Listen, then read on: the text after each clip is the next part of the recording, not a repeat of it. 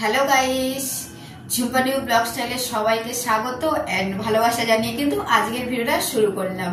আর আজকের একদম সকাল থেকে কিন্তু ভিডিওটা স্টার্ট করলাম। আর এদিকে দেখো আমার স্নান হয়ে গেছে, তাই বলে কিন্তু এখন দুপুর না, পুরো মর্নিং। আর আজকের হচ্ছে যাব আমরা সুন্দরবন। সুন্দরবন কোথায় যাচ্ছি? ওটা হচ্ছে আমার একটা দিদির বাড়ি। তো সুন্দরবন হচ্ছে আমার দিদির বাড়ি। আর ওই যে আগের ব্লগে বলেছিলাম আমাদের বিয়ে বাড়ি আছে, তা ওটা হচ্ছে আমার দিদির ছেলের বিয়ে। তো বিয়ে বাড়িতে যাব, 2-4 দিন ওখানে থাকবো। আর আজকেরই বিয়ে, আজকেরই মর্নিং এ আমরা বাড়ি থেকে বেরোচ্ছি। তো আগের দিন আমাদের সমস্ত প্যাকিং হয়ে গেছে, আর এখন সকালবেলা উঠে কিন্তু স্নান করে নিয়েছি। এবার ঝটপট রেডি হব, হয়ে কিন্তু যত তাড়াতাড়ি পারবো বেরিয়ে পড়বো। কারণ অনেকটা রাস্তা ট্রেনে করে যেতে হবে, আর তারপরে ওখান থেকে বাসে যেতে হয়। বাসে তো 2 ঘন্টার ওপরে, 2.5 ঘন্টা হবে, 2-2.5 ঘন্টা হবে, ওর থেকে বেশি হবে কিন্তু কম হবে না। অনেকটা লং রাস্তা। সুন্দরবন মানে বুঝতেই পারছো, ওদের ওটা হচ্ছে প্রপার সুন্দরবন, ওদের যেখানে বাড়িটা। তো ওই জন্য কিন্তু যত তাড়াতাড়ি পারবো রেডি হয়ে এখন আমরা বেরিয়ে পড়বো। ট্রেনে যাব, ট্রেন থেকে বাস থেকে নেমে ওদের পাড়া থেকে অনেকটা রাস্তা হেঁটে যেতে হয়। আমরা যত সকালেই বেরোই না কেন, ওখানে কিন্তু বাড়িতে যে পৌঁছাবো আমরা পুরো দুপুর হয়ে যাবে, পুরো একদম দুপুরবেলা খাবার টাইমে গিয়ে পৌঁছাবো। তো চলো এখন থেকে ভিডিওটা স্টার্ট করলাম। এবার রেডি হই, মানে রাস্তায় যাব, কতটা কি করবো জানি না, যতটা পারবো তোমাদের সঙ্গে শেয়ার করব। আর ওখানে গিয়ে তো কন্টিনিউ করছি। তো চলো বিয়ে বাড়িতে যাওয়া যাক, বিয়ে বাড়ি এনজয়টা করছি, আর তোমরাও সাথে থাকো। তোমাদের আশা করছি এই ব্লগ তোমাদের কিন্তু ভীষণ ভালো লাগবে। নতুন একটা জায়গা, নতুন পরিবেশ, ভীষণ ভালো লাগবে তোমাদের। আর হচ্ছে আমার মেহেন্দিটা দেখাবো। এই যে আগের দিনকে মেহেন্দি পরেছি, তো এই যে আমার মেহেন্দির ডিজাইন আমি পুরো মানে হাতে ভর্তি করে পড়েছি। আর আমি যখন মেহেন্দি পরি না, আমি পিছন সাইডটা বেশি পরি, সামনে খুব একটা পরি না, কারণ এই সামনে খাওয়া হয়, আর সামনে কিন্তু অতটা কেউ দেখবে না। যেটা মানে আমি চলবো, হাঁটবো, মানুষের সাথে কথা বলবো, বেসিক্যালি সবার কিন্তু হাত পিছনের দিকে পড়বে। ওই জন্য সবসময় আমি পিছনে মেহেন্দি পরি। অনেক মেয়েরা দেখেছি সামনে পরে, পিছনে পড়ে না। আমি আবার উল্টো, মানে পিছনে পড়ি, সামনে পড়ি না। তারপরে লাস্টে একটু বেঁচে ছিল, তো এই দিকটা একটু করে নিয়েছি, সামনে অল্প একটু করেছি, মানে একটু বেঁচে গেছিল, সেটা আমি হাতে পরে নিয়েছি, ঠিক আছে। আর পিছনেরটা বেশ কিন্তু সুন্দর লাগছে, সামনেটাও সুন্দর লাগছে না তা না, কিন্তু সামনে আমি মেহেন্দি খুব একটা পরি না। অন্য বাকি মেয়েদেরকে আমি যত দেখেছি সবাই সামনে পরে, পিছনে পড়ে না, কারণ বলে ওরা যে পিছনে নাকি ভালো কালার আসে না। আর আমি আবার সামনে পড়ি না, পিছনে পড়ি, কারণ আমার মনে হয় পিছনেটা সবার চোখে পড়বে। তো দেখো একটু ক্যামেরার সামনে তোমাদেরকে দেখিয়ে দিচ্ছি। তো কেমন লাগছে মেহেন্দি, আমার মেয়ে পরিয়ে দিয়েছে। তো চলো রেডি হয়ে যাওয়া যাক, তারপরে রাস্তায় গিয়ে কথা বলছি। ট্রেনে যাব, ট্রেন থেকে বাসে যাব, ওখানেও গিয়ে কথা বলছি। চলো, আমরা বাড়ি থেকে বেরিয়ে পড়েছি রেডি হয়ে। আর আমরা কিন্তু উবে বুক করেছিলাম, তো উবেতে করেই যাচ্ছি। মানে রেডি হয়ে যখন নিচে নামলাম, তো অনেকটা রাস্তা তো যাব, মানে স্টেশন যেতে হবে, আর 2-3টে ব্যাগ হয়েছে, তো এত ভারী কী করে নিয়ে যাব, তো উবে বুক করলাম। তো এখন কিন্তু উবে বুক করেই স্টেশনে যাচ্ছি, ওখান থেকে আবার ট্রেন ধরবো। স্টেশন তো চলে আসলাম।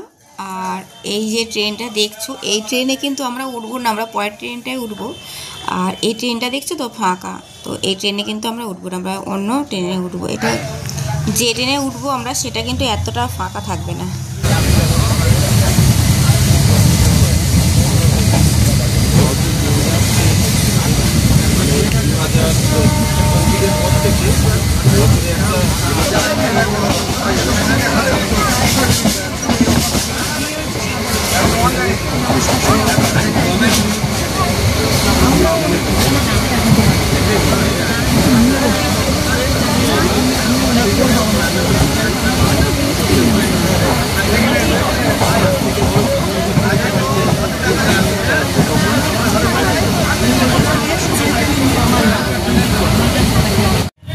দেড় ঘন্টা মতো আমরা ট্রেনে ছিলাম। আর এখন ট্রেন থেকে নেমে বাস ধরবো। আর বাসটা হচ্ছে আধ ঘন্টা কি 40 মিনিট পরে এরকম একটা করে বাস আসে। তো সেই বাসটা পুরো ভিড় হয়, তারপরে কিন্তু বাসটা ছাড়ে। তো এখন আমরা যখন আসলাম, একটা বাস ছিল, প্রচুর ভিড় হয়ে গেছিলো, আমরা সিট পাইনি, ওই জন্য কিন্তু আমরা সেই বাসটা ছেড়ে দিয়েছি। কারণ 2.5-3 ঘন্টা রাস্তা, যদি সিট না পাই প্রচণ্ড কষ্ট হবে, অতক্ষণ তো দাঁড়িয়ে থাকা যাবে না। ওই জন্য কিন্তু ভিড় বাসটা আমরা ছেড়ে দিয়েছি। আবার পরের বাসে যাব, সেটা তো প্রথমেই বাসে উঠবো, ওই জন্য খালি বাসে সিট ধরে তারপরে ওই বাসেই যাব। আর এখন আমরা চলে আসলাম টিফিন করতে। আমরা তো অনেক ভোরে বেরিয়েছি বাড়ি থেকে, ওই জন্য কিন্তু এখন টিফিন করতে চলে আসলাম। বাসের সিট ধরে ব্যাগ ফ্যাগগুলো রেখে আমরা এখানে খাচ্ছি ঘুগনি মুড়ি। তো ঘুগনি মুড়ি খেলাম, আর ছেলে হচ্ছে বাসে ছিল, ওর জন্য টিফিনটা আমি নিয়ে গেছিলাম, ওখানে বসে খেয়েছে। তো বাসে বসে গেছি আর বাসও ছেড়ে দিয়েছি। তো দেখো এখন আমরা বাসে যাচ্ছি, প্রচণ্ড ভিড়। আমরা যেহেতু আগে উঠেছি, বরং একটা বাস ছেড়ে যে নেক্সট বাসে উঠলাম, তো সিট ধরে আমরা তো সিটেই বসলাম। আর যারা পরে উঠেছে তারা কিন্তু দাঁড়িয়ে দাঁড়িয়ে যাচ্ছে।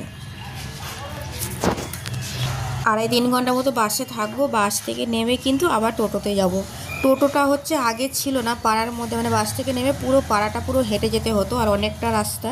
ওটা কিন্তু আগে টোটো ছিল না, ওই যে তখন বললাম না বাড়িতে যে অনেক রাস্তা হেঁটে আবার যেতে হয়, কিন্তু এখন টোটো সিস্টেমটা হয়ে গেছে। আমরা কিন্তু বাস থেকে নেমে আবার টোটোই যাব। আমার এই দিদির বাড়ি অনেক দূরে, এই এত দূর রাস্তা ভোরবেলা বেরোলে এখানে আসতে বিকেল হয়ে যায়, দুপুর হয়ে যায়, মানে অনেকটা লং রাস্তা, অনেকটা জার্নি করে আসতে হয়।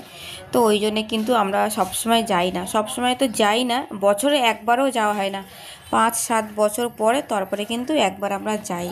তো অতটা কষ্ট করে কেউ মানে যেতে পারবে না, যাওয়া সম্ভব নয়, সবারই কষ্ট হয়, জার্নিটা সবারই হয়। আর যেহেতু দেশগ্রাম খুব একটা পছন্দও হয় না আমার, ওই জন্য যাওয়াও হয় না। আর এতটা লং রাস্তা তো আরোই যাওয়া হবে না। যেমন আমার শ্বশুরবাড়িতে বছরে একবার যাই, এখানে বছরে কি, এখানে 5-7 বছর কেটে যায়। ফার্স্ট যখন গেলাম তো 12 বছর পরে গেছিলাম মার সাথে, তারপরে একবার গেলাম, আর এই মানে 3 নম্বরে যাচ্ছি। তো যাই হোক, ভীষণ ভালো জায়গা, ঘুরলে টুরলে ভালো লাগে, মজা লাগে, কিন্তু ওই যে এত লং রাস্তা জার্নি করে মানে যাওয়া সম্ভব হয় না। আর এই বিয়েবাড়ি ছিল বলে তাই এখন আমরা সবাই যাচ্ছি। এবার কিন্তু আরও একটা জিনিস তোমাদের দারুণ জিনিস দেখাতে চলেছি, তো সেটা তোমরা দেখো, না দেখলে কিন্তু খুব মিস করবে। বাস থেকে কিন্তু নেমে পড়েছি আমরা, আর এখন যাচ্ছি অটোতে করে। ভীষণ বৃষ্টি হচ্ছে, হঠাৎ বৃষ্টি, কেন এত বৃষ্টি হচ্ছে কেউ জানে না, বৃষ্টি, প্রচুর বৃষ্টি। বৃষ্টিতে নেমে আর মানে টোটো থেকে নেমে গেছি, অনেকক্ষণ টোটো কিন্তু দাঁড়িয়েছিল, প্রচুর বৃষ্টি হচ্ছিলো, তো টোটোওয়ালা ভয় পাচ্ছিল কোথায় কি হয়ে যাবে, রাস্তা খারাপ। অনেকক্ষণ দাঁড়ানোর পরে তারপর বৃষ্টিটা যখন কমেছে তখন আবার টোটো চালু করেছে। তো এদিকে দেখো কাদার মধ্যে কি অবস্থা, প্যান্ট গুটিয়ে নেওয়া হয়েছে, জুতো খুলে নিতে হয়েছে, নিয়ে কিন্তু তারপরে আমরা এখানে আসলাম।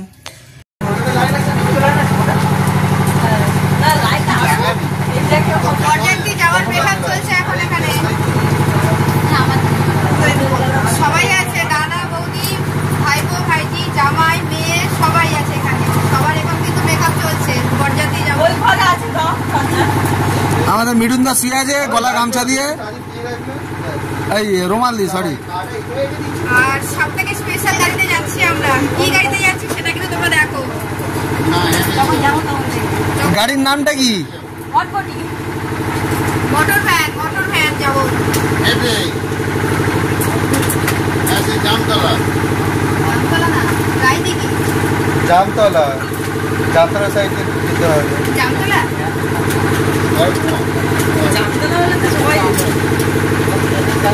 এইদিকে না, বেরিয়ে ডান দিকে যাবে, মেন রোডে উঠে ডান দিকে, তো বাম দিকে তো জামতলা যাচ্ছে।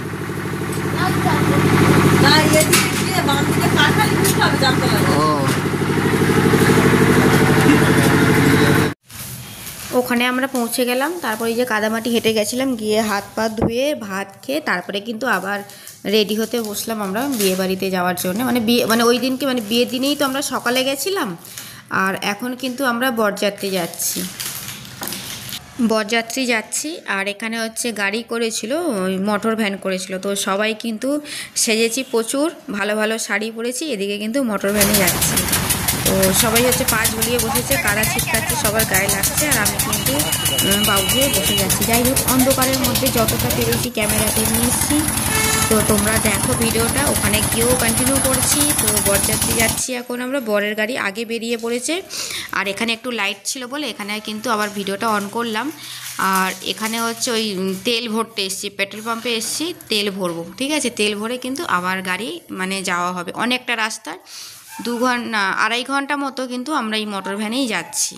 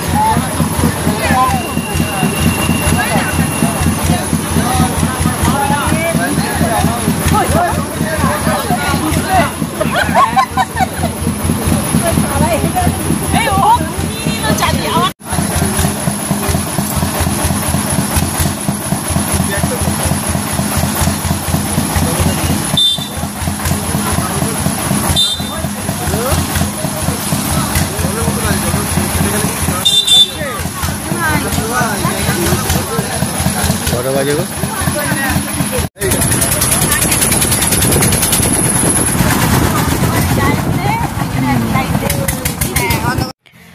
তো মোটর ভ্যানেতে যাচ্ছি এখন আমরা, আর খুব তাড়াহুড়োর মধ্যে রেডি হয়েছি। চুলটাও আমার ঠিকঠাকভাবে বাঁধা হয়নি, বারবার চুলটা খুলে যাচ্ছে হাওয়াতে, চুল এলোমেলো হয়ে যাচ্ছে, কারণ যাব না এরকম একটা ব্যাপার ছিল সবার মধ্যে, মানে যে কজন যাচ্ছি আমরা আমাদের মধ্যে এরকম একটা ব্যাপার ছিল, যাব কি যাব না। তো বাকি সবাই রেডি হয়েছিল, আমি কিন্তু সবার লাস্টে অনেক পরে রেডি হলাম, কারণ আমি দোনোমনো করছিলাম ওরকম যাব কি যাব না। তো যাই হোক, চুলটা বাঁধা হয়নি ঠিকঠাক, ওই জন্য একটু এলোমেলো হয়ে যাচ্ছে। আর এখানে একটুও ভয়েস করিনি, কারণ ওই যে আওয়াজটা ভরভর করে সারাক্ষণ হচ্ছিলো বলে ওখানে কিন্তু একটু আওয়াজ মানে ভয়েসটা ওই জন্য দিতে পারিনি, এত আওয়াজ হচ্ছিল। তো এদিকে দেখো রাস্তা পুরো অন্ধকার, অনেকক্ষণ পরে একটা করে গাড়ি যখন যাচ্ছিল তখন একটু সেই লাইটে মানে ক্যামেরাটা অন করেছিলাম, বাকি কিন্তু পুরো রাস্তা অন্ধকার ছিল।